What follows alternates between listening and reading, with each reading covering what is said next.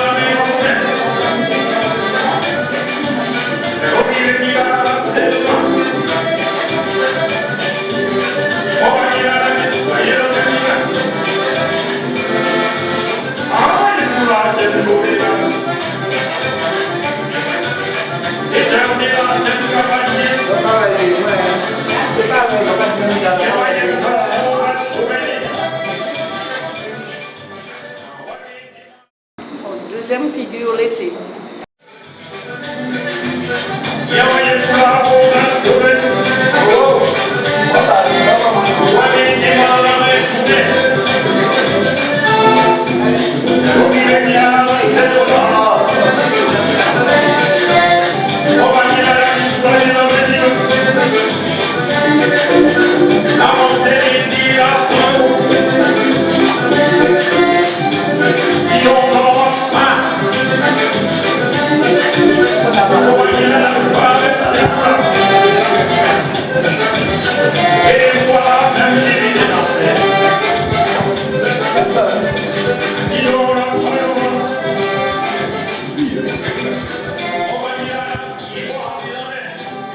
Au début, c'est difficile parce que écouter les commandements et danser en même temps, c'était pas évident.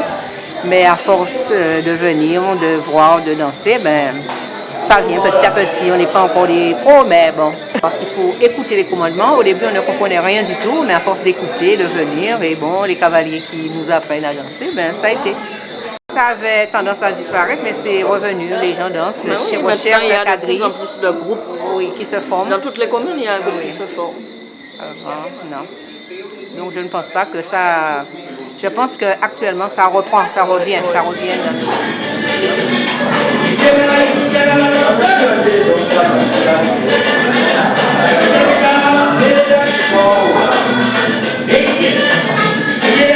Dans les villes, dans les agglomérations, on dansait surtout les danses modernes.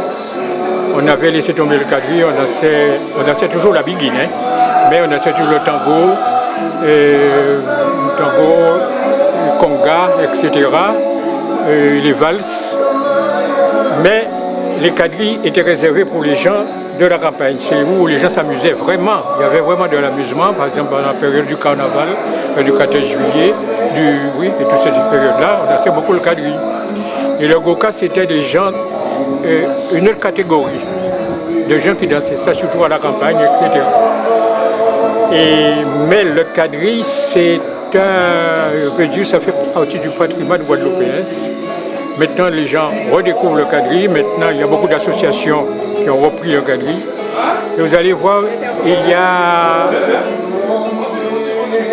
a une tranche, la tranche d'âge, par exemple, comme celle-là, qui font peut-être 30 à 50 ans, qui dansent le quadrille.